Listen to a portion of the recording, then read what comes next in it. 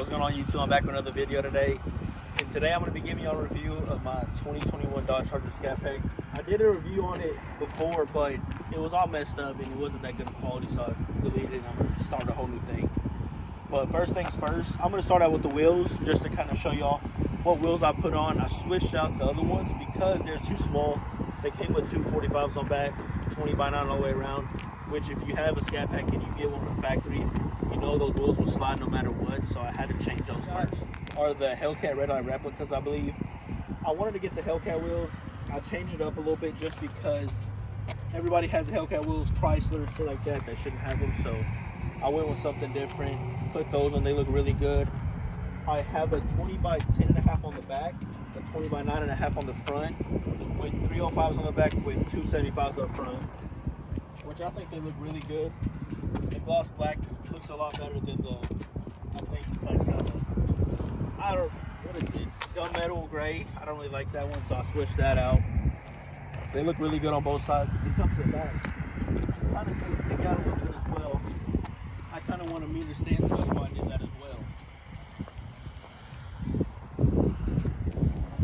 So the next mod I have after the wheels and tires is I added a rear diffuser.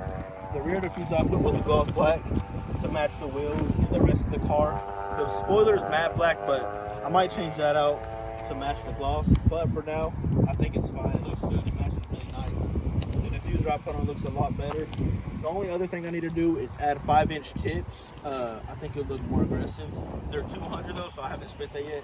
I'm just waiting. I don't think it's a need at the moment, but for the moment, it rides nice and clean. So the next thing I'm going to talk about, I got the wheels, the diffuser I put on, for instance. Now I'm going to talk about the interior and what options I got.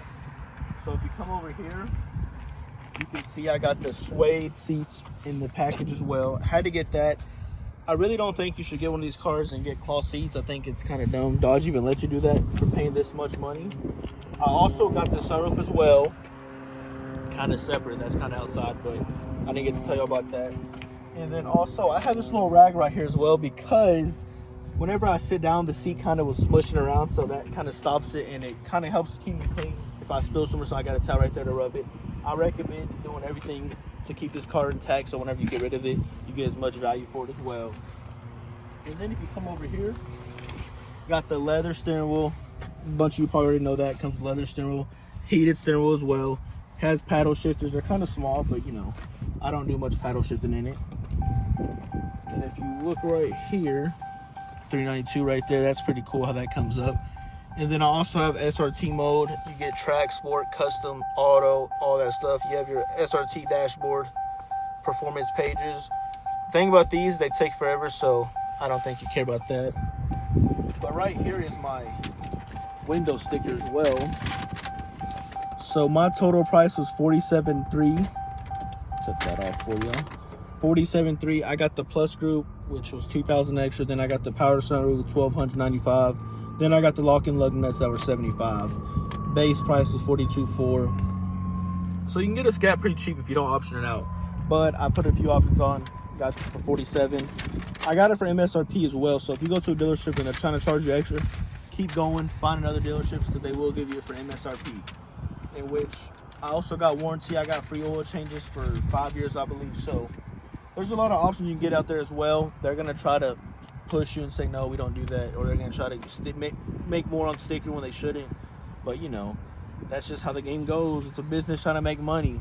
But another thing is, if you go to the dealership and you get speakers, I'd say Alpine system doesn't sound bad. So if you want to get something else like the Harman Kardon, you may be able to do that. But it's $2,000. I don't recommend it because you could always put a sound system in for cheaper, I'd say. But so another thing about this is I'm gonna talk about the engine bay, but first I want to talk about the 392. Man, I just think that badge looks so mean. 392. A lot of people take off the Hemi, which I was thinking about doing, but I just don't want to mess with it. I kind of want to leave the car how it is. Maybe later on I will when it gets a little more broken in. I believe I only have 4,500 miles on it, so I've been riding a little bit, trying to get it broken in, kind of hitting it. But let me talk about the engine bay. So right here is the 6.4 powered by SRT. Everybody always cries about, is it an SRT? It's a Scat. I don't care, it doesn't bother me. I mean, I'm just driving the thing. It's for the 6.4. It's a big engine. I had a 5.0 before this. I think the 5.0 is a little bit more aggressive, but I need this for the room. Like, I went to a Mavericks game not too long ago, and everybody could fit in the car, and I could go fast a little bit, you know. So that's really the main reason I got it. And another thing about this is the hood scoops. So on 2019 and below, you don't get these. These are actually used as well. They actually work. So that's another nice thing. And then I got these yellow bumper guards. People say take them off, but I just haven't. I think it looks pretty good with it.